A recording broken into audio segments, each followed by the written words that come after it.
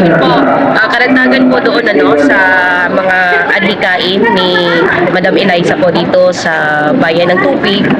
Yun nga po, gaya ng sabi ko, madami na pong naitulong si Madam Eliza po dito. Matagal na pong napakaraming kanyang adhikain para dito sa mamamayan ng Tupig.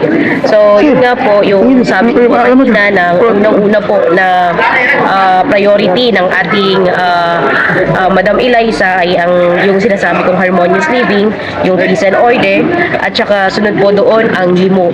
Sa limo po is under po doon ang mga basic services. Meron po tayong mga health program, mga akbay guro, and para po, isa po sa mga highlight ay ang mga programa po na para po sa mga mujahideen.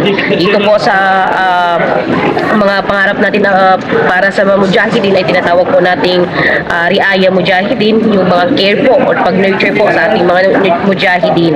Ito po yung pangarap niya na to propose bill on monthly subsidy po para sa mga mujahideen at saka mga mujahidat. Ito po sila ang isa sa pinakahalagahan ng ating mahal na Madam Eliza po, ang ating mga mahal na mga mujahideen at mujahidat.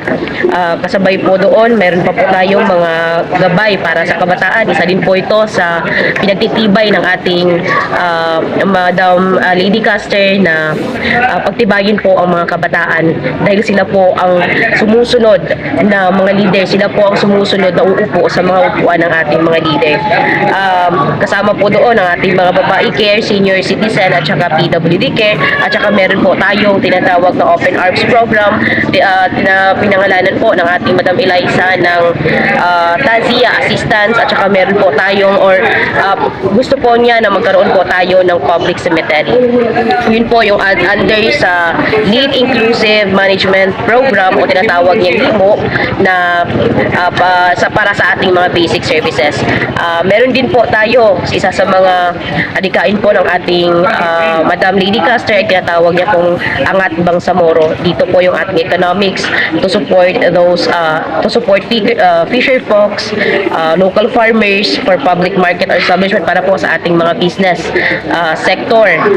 Ito po ang sinusuportahan po ng ating mahal na Lady Caster.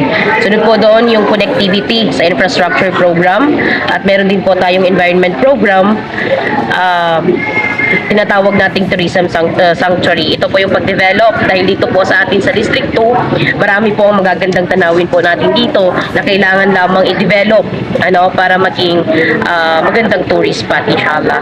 So, yun po ang mga iilan pa lamang po sa mga programa ni Lady Caster.